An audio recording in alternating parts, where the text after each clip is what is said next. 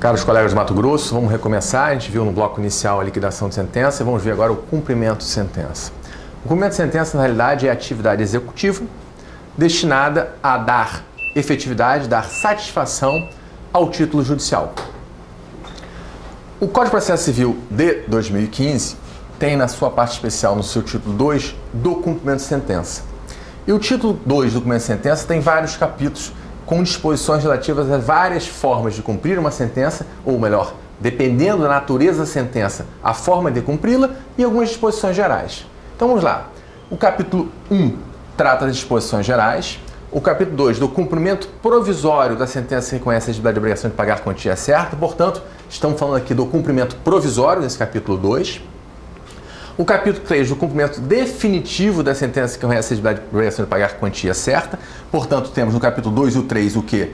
Pagamento da quantia certa, sendo que no primeiro o provisório e no segundo o definitivo. O capítulo 4 trata aí sim da obrigação de prestar alimentos. Neste nosso bate-papo de hoje, nós vamos ver apenas o pagamento de quantia certa, seja o provisório, seja o definitivo, e o pagamento a obrigação de prestar alimentos. A gente não trata aqui do cumprimento de sentença que reconhece a elegibilidade de pagar quantia certa pela Fazenda Pública e nem o cumprimento de sentença que reconhece a elegibilidade de obrigação de fazer, não fazer ou da entrega de coisa. Então vamos ver lá as disposições sobre essas matérias que nós vamos abordar nesse bloco agora. Da mesma forma que nós vimos em relação ao cumprimento de sentença, à liquidação de sentença, perdoe-me, nós vamos ver agora a legitimidade para o cumprimento de sentença. Nós vimos que, ao falar da liquidação, tanto o credor quanto o devedor podem dar início à liquidação. Da mesma forma, tanto o credor quanto o devedor podem dar início ao cumprimento de sentença. Não aqui nesse artigo 513, mas é uma norma específica, nós vamos ver lá na frente, pela qual pode o devedor se desonerar da sua obrigação, se desincumbir da sua obrigação. Então, nesse quadro inicial, e aí eu chamo a atenção, o requerimento para a liquidação, para o cumprimento de sentença, deve ser feito pelo exequente. Inicialmente, há possibilidade, sim, haverá uma outra disposição, um outro artigo do Código de Processo Civil de 2015, prevendo expressamente o cumprimento de sentença pelo próprio devedor. Uma observação importante, o parágrafo 5º. O parágrafo 5º traz uma norma que proíbe a inclusão na fase executiva, na fase de cumprimento de sentença, de determinadas pessoas. Quais são? Diz lá o parágrafo 5º. O cumprimento de sentença não poderá ser promovido em face do fiador, do coobrigado ou do corresponsável. Portanto, pessoas que seriam, sim, passíveis de responder por obrigação. O fiador, o codevedor, o corresponsável, o coobrigado, que não tiver participado da fase de conhecimento. Ou seja, a veração expressa, a proibição expressa para que se permita, na fase de cumprimento de sentença, portanto, de um título judicial, que se inclua pessoa que não estava participando do processo até então. Então, se você tem um fiador, ele deve participar desde a fase cognitiva do processo judicial, para que, quando se dê início ao cumprimento de sentença, possa você cobrar tanto do fiador quanto do afiançado. Se ele não participou da fase de conhecimento, se houver uma fase de liquidação posterior, ótimo, ele não poderá, de uma maneira ou de outra, participar da fase de cumprimento de sentença. Intimação para o cumprimento de sentença. Nós vamos lembrar que a reforma de 2005, que introduziu definitivamente o cumprimento de sentença no nosso sistema, porque desde a primeira reforma em 94, depois de 2002, seja para a obrigação de fazer e não fazer, seja a obrigação de dar coisa certa e, finalmente, a obrigação de pagar quantia certa, foi o nosso sistema, aos poucos, adotando a tese do processo único, do processo sicrético, tanto para conhecer quanto para cumprir a sentença. Só que o 475J do CPC de 73 não previu a forma de intimação. Isso gerou uma séria discussão doutrinária com respaldo na própria jurisprudência. O Superior Tribunal de Justiça teve, em determinado momento, como termo inicial para o cumprimento da sentença, para o prazo para pagar, o trânsito julgado. Posteriormente, o STJ mudou o seu posicionamento e entende, como entende até hoje, que deve haver uma intimação, podendo ser feita na pessoa do advogado, para o cumprimento de sentença. Aqui não há dúvida. O CPC de 2015 teve o cuidado de prever a forma de intimação e também o prazo. Em relação à intimação, diz o parágrafo 2º do 513 o seguinte: O devedor será intimado para cumprir a sentença pelo Diário da Justiça, na pessoa do seu advogado constituído nos autos. Portanto, a primeira hipótese prevê que haja um devedor e que esse devedor tenha um advogado constituído nos autos. Então ele será intimado pelo Diário Oficial. É como hoje o STJ entende que se deva fazer a intimação para o cumprimento de sentença. Segunda hipótese, por carta com aviso de recebimento. Portanto, não mais pelo Diário de Justiça, mas sim por carta com aviso de recebimento. Em que hipótese? Quando representado pela Defensoria Pública, ou seja, o devedor é representado pela Defensoria Pública. Então não se fará a intimação pessoal do defensor público. Far-se-á uma intimação por carta com aviso de recebimento do próprio devedor. Seguindo a hipótese de intimação por carta com aviso de recebimento, quando não tiver procurador constituído nos autos, ressalvada a hipótese do inciso 4. Ou seja, de início, seja porque está representado pela Defensoria Pública, seja porque não tem advogado nos autos, faz a intimação através de carta com aviso de recebimento. Terceira hipótese, por meio eletrônico, quando no caso do parágrafo 1º do artigo 246, não tiver procurador constituído nos autos. Nós vamos analisar essa questão do 246 depois em outro slide. Importante temos uma novidade, a intimação por meio eletrônico. Basicamente, ocorre com pessoas jurídicas de direito público e direito privado. Elas devem manter um cadastro nos tribunais para que elas sejam intimadas por meio eletrônico, para facilitar a intimação. Prossegue o artigo 513 com outra forma de intimação. Aqui eu estou falando do meio, não do prazo, o meio. Por edital, em que hipótese? Quando citado na forma do artigo 256, tiver sido revel na fase de conhecimento. Portanto, aquele réu na fase de conhecimento citado por edital deverá ser intimado para o início do documento de sentença também por edital.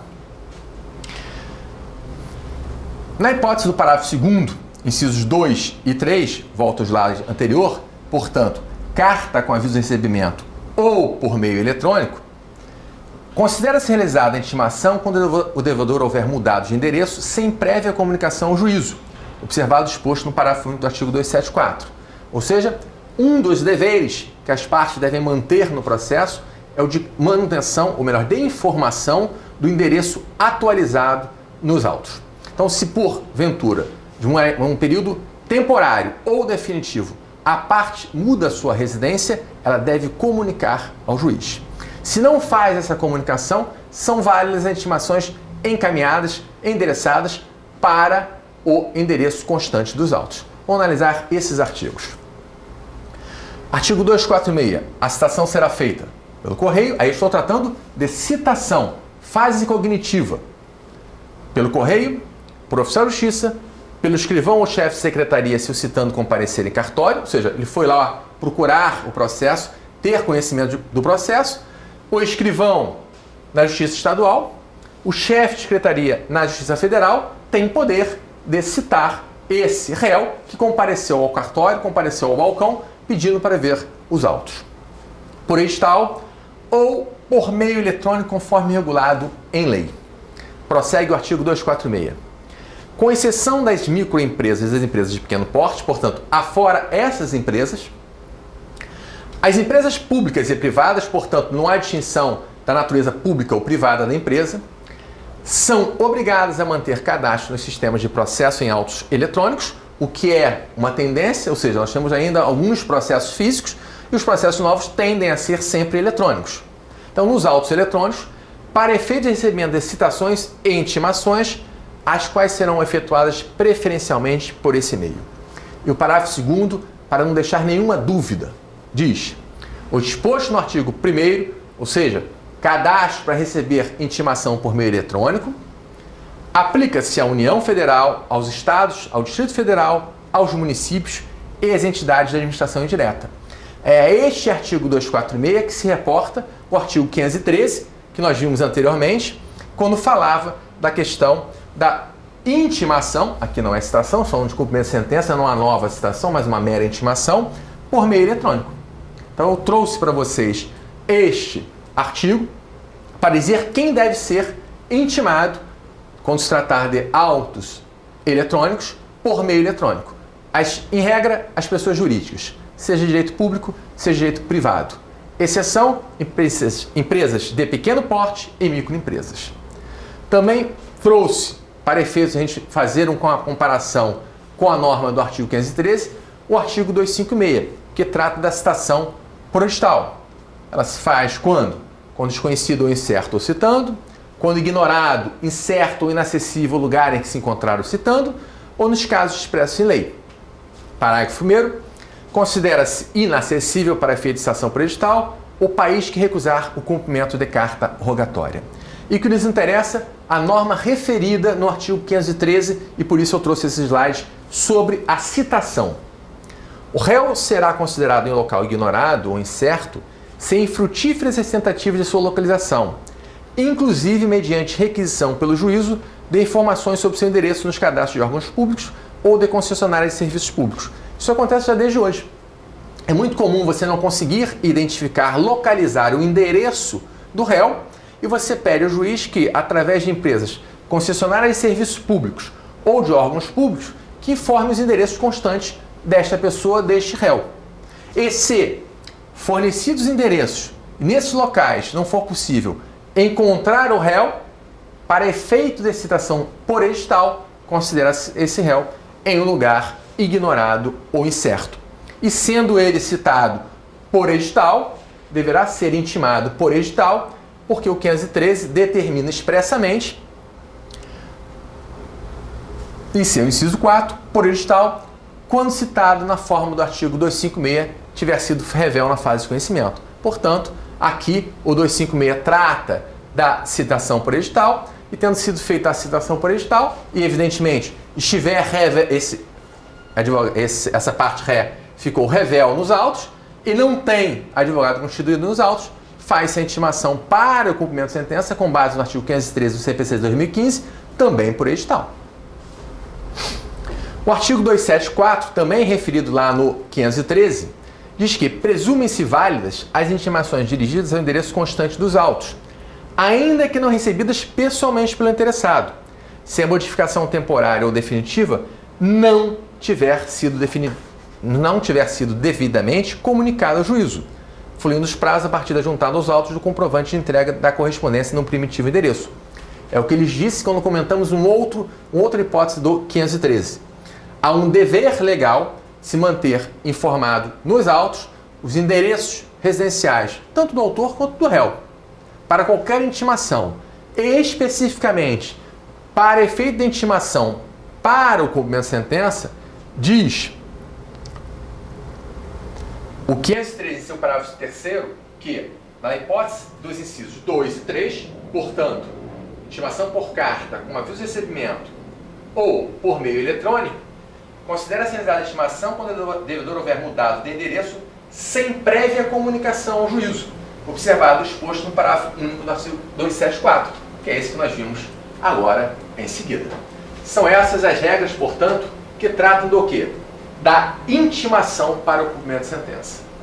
Temos a intimação pelo Diário Oficial, temos a intimação por carta com aviso de recebimento, temos a intimação por edital e temos também a intimação por meios eletrônicos. Uma novidade que esse Código de Processo Civil de 2015 traz. Ele diz que se o requerimento que alude o parágrafo 1º for formulado após 1 ano do trânsito julgado da sentença, a intimação será feita na pessoa do devedor, por meio de carta com aviso de recebimento, encaminhada ao endereço constante dos autos, observado o exposto no parágrafo 1 do artigo 274 e no parágrafo 3º deste artigo. Ou seja, se porventura do trânsito em julgado os autos ficarem paralisados por mais de 1 ano, e findo este prazo de 1 ano, o credor der início ao cumprimento de sentença, ele deve necessariamente intimar o próprio devedor, o credor, perdão, deve requerer a intimação do próprio devedor por meio de carta com aviso de recebimento. E não mais, mesmo ele tendo advogado constituído nos autos, o seu advogado. É uma proteção. Por que uma proteção? Passado esse lapso temporal de 1 ano, desde o trânsito julgado, sem que se inicie o cumprimento de sentença, até para a nossa proteção, nossa, dos advogados, né, que representam uma parte, vê que o processo está paralisado há tanto tempo, e receber eventualmente uma intimação para o cumprimento de sentença. Então, se o credor der um lapso longo de tempo, um lapso de 1 ano, para iniciar o seu cumprimento de sentença, ele deverá fazer a intimação, mesmo que a parte tenha advogado constituído nos autos, por carta com aviso de recebimento. Então, vamos dar uma parada agora nesse bloco, em que a gente tratou da forma ou das formas de intimação para o cumprimento de sentença, e depois vamos ver só as mudanças, ou voltar a ver a cumprimento de sentença tratando das mudanças sobre os títulos executivos judiciais.